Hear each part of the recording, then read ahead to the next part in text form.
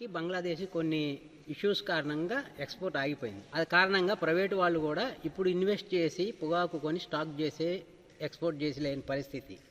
అందువలన పొగాకు ఈ పరిస్థితి వచ్చింది. వాస్తవంగా పొగాకు అనేది ఎనీ టైం డిమాండ్దే. ఎన్ని ఎకరాలు వేశారు సార్ మీరు అసలు పంట? నేను ప్రతి సంవత్సరం ఒక 5 ఎకరాలు తగ్గకుండా వేస్తానండి. ఎంత పెట్టుబడి అయింది? ఎంత? ఎకరానికి తక్కువలో తక్కువ 1 లక్ష రూపాయలు అవుతుందండి. ఇక్కడ దిగుబడి ఒక 15 క్వింటాలు వస్తుంది.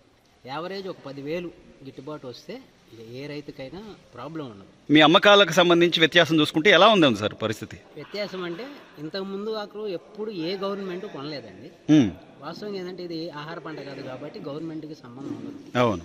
క్రాప్ ఇన్సూరెన్స్ కానీ ఈ క్రాప్ బుకింగ్లో కానీ ఈ పొగాకు అనేది ఎలిజిబిలిటీ లేని.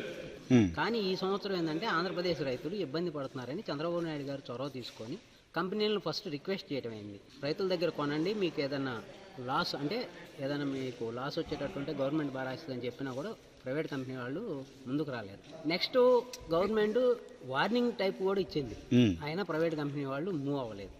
తర్వాత గవర్నమెంటే ఓన్గా కొని నాబార్డు తరఫున కొనేసి రైతులకి ఇబ్బంది పడకుండా వాళ్ళ పెట్టుబడి వరకైనా వాళ్ళకి అందివ్వాలనే ఒక ధ్యేయంతో ఉంటుందని నా అభిప్రాయం.